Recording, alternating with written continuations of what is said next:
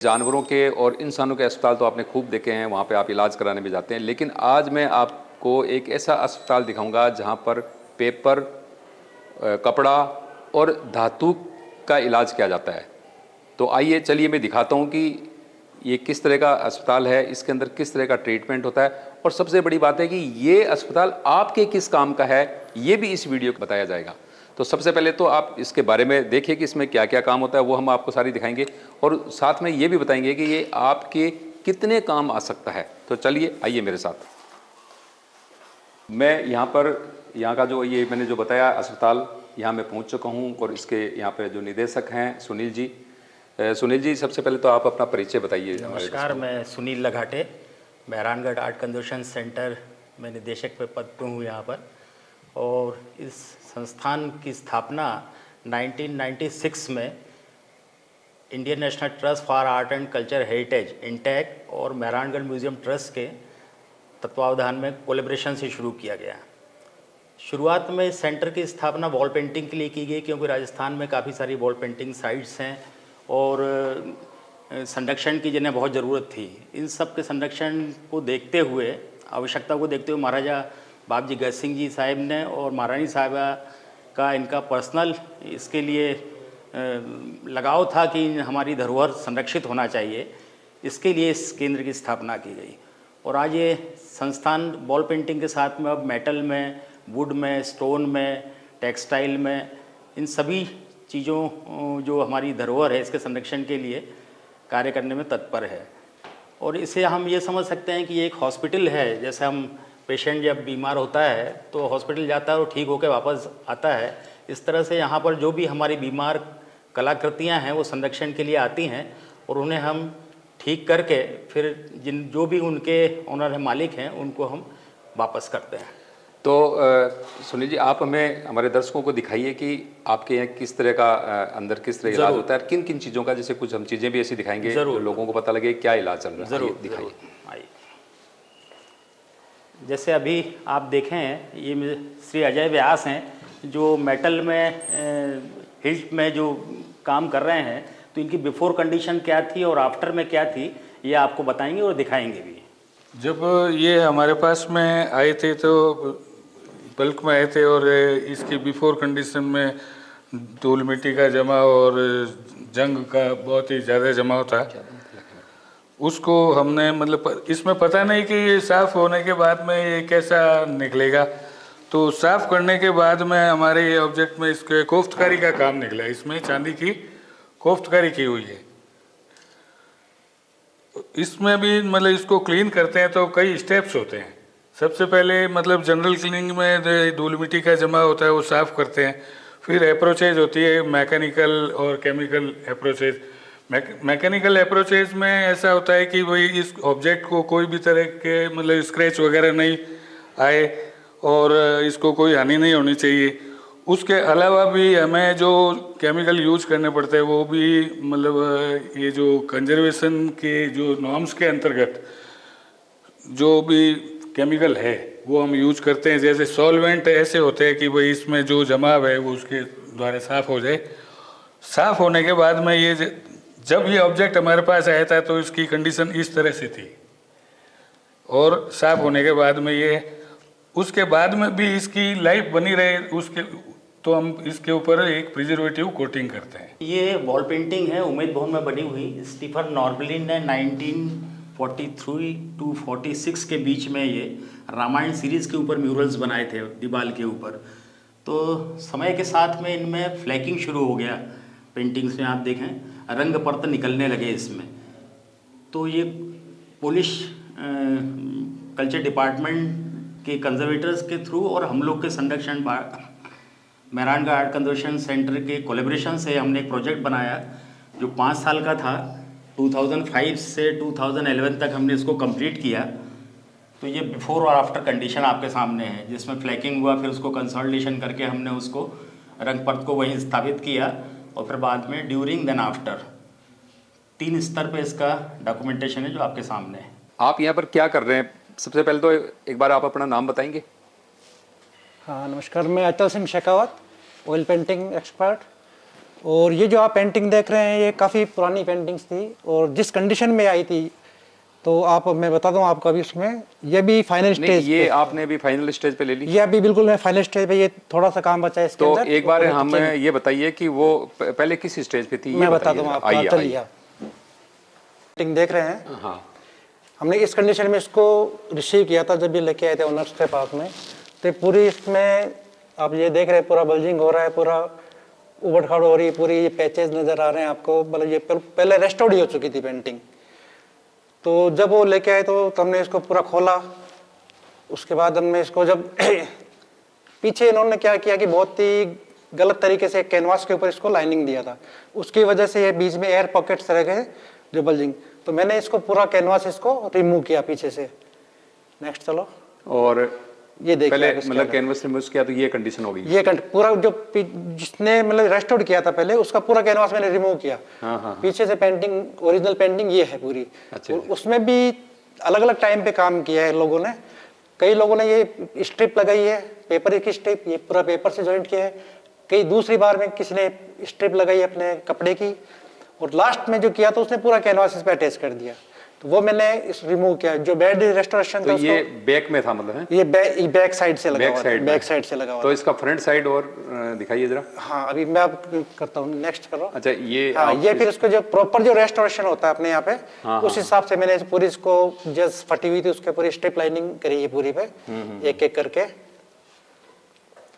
फिर जब जरूरत पड़ी कि कैनवास बहुत वीक था तो इसको नए कैनवास पे लाइनिंग करना था। हाँ। तो एक प्रॉपर तरीके से जो साइंटिफिक मेथड होता है उसके तरीके से हमने पूरा एक फ्रेम बना के ये कॉटन क्लॉथ लिया है, इसके ऊपर हम लोग इसकी इसको मतलब पूरी सलवटें निकाल कर पूरी सलवटें निकाल के फ्लैट करके उसको नए क्लॉथ पे लाइनिंग दे रहे हैं।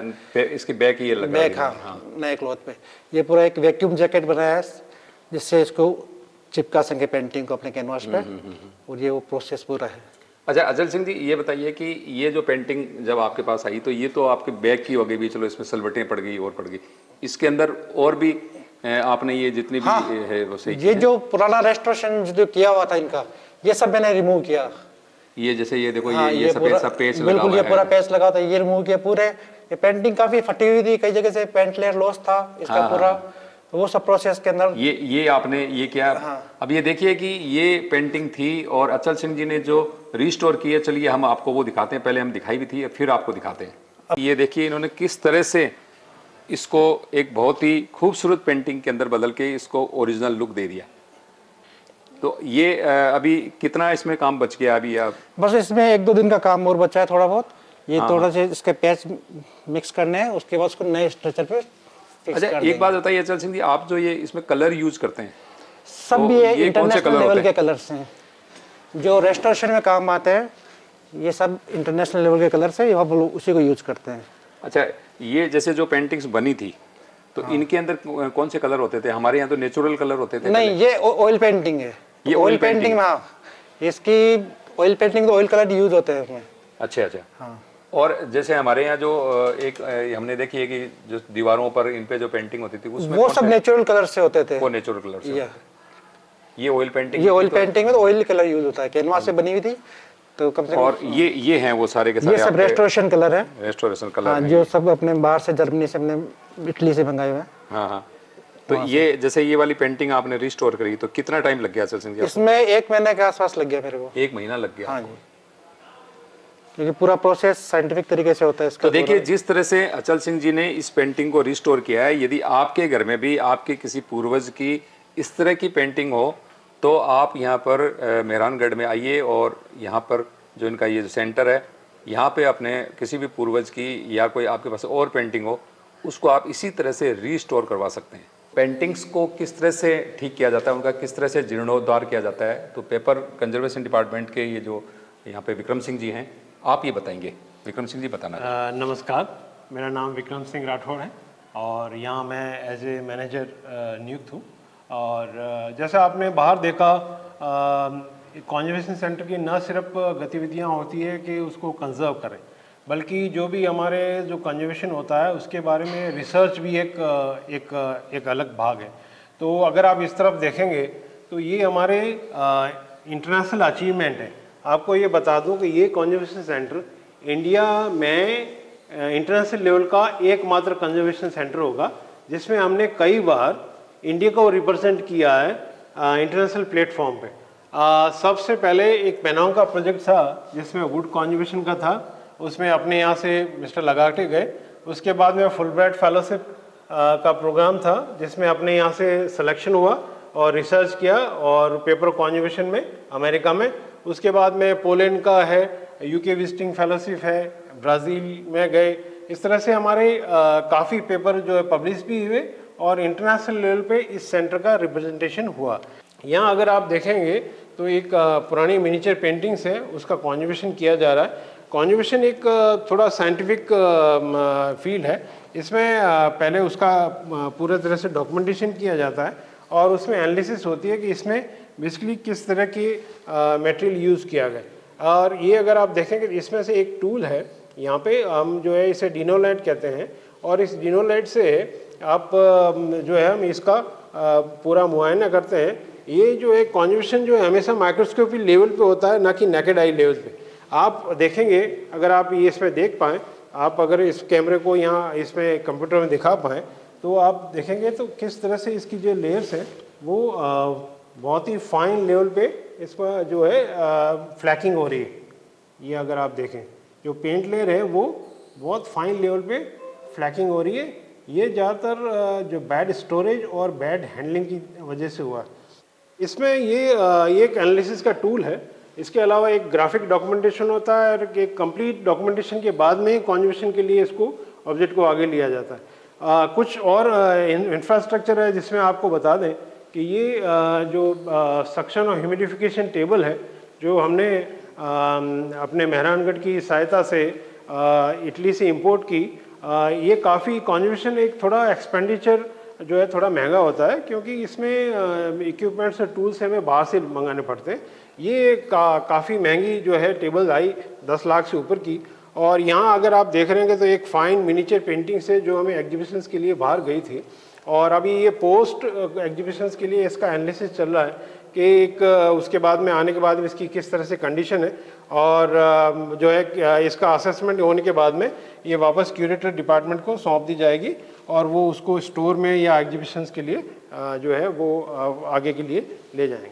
सर आपने अपना ये जो अस्पताल है तो इसमें ये बताइए कि ये जैसे आपने जो पुरानी पेंटिंग से पेपर के ऊपर, कपड़े के ऊपर और ये जो धातु के जो आइटम्स हैं जी, उनको आपने ये जीर्णोद्धार किया इनका। जी जी। तो मान लीजिए किसी के पास में पुराने एंटीक चीज़ें पड़ी हो, हाँ, और वो ख़राब हो चुकी हो, उनके ऊपर लेयर वगैरह जो आपके पास काम आती है, तो वो आदमी यदि आपसे ठीक कराना चाहे जी, चाहे धातु की हो, चाहे कोई पेंटिंग हो, किसी के अपने पूर्वज की कोई फोटो ऐसी हो जो उसको जीर्णोद्धार करानी हो, तो आप क्या ये सिर्फ मेहरानगढ़ के लिए काम करते हैं या आम जनता भी आपसे करवा सकती है? नहीं सर, ये ऐसा है, काफ़ी लोगों को इसकी गलतफहमी है कि ये सिर्फ बाप जी का ही संस्थान है और बाप जी के ही यहाँ ऑब्जेक्ट ट्रीट किए जाएंगे, उन्हें ठीक किया जाएगा, संरक्षित किया जाएगा। ये इस तरह की धारणा काफ़ी लोगों में है, लेकिन ऐसा नहीं है। बाप जी ने पूरे राजस्थान के लिए ही ये सेंटर की स्थापना की थी कि जिसके पास भी उसकी सांस्कृतिक धरोहर है, टेक्सटाइल है, वुड है, जो भी ऑब्जेक्ट्स हैं उनके यहाँ, तो वो इस संस्थान से संरक्षित करा सकते हैं। जो भी उनमें अगर कोई प्रॉब्लम है, ठीक कराना है तो ये करा सकते हैं। और ये भी बहुत नॉमिनल चार्ज पे जो भी खर्चा आता है, लागत मूल्य जिस पे जो केमिकल्स के ऊपर है या जो लेबर लगती है उसका, वही चार्ज किया जाए। किसी तरह का बिजनेस नहीं किया जाता है यहाँ संरक्षण संस्थान। नहीं, देखिए एक चीज़ और है, जैसे मान लीजिए मेरे पास कोई ऐसी एंटीक चीज़ है जी और मैं आपको दूं जी, और ऐसा तो नहीं कि आप कॉपी करके और फिर मेरे सर आपके कॉपीराइट सर आपके पास ही रहेंगे।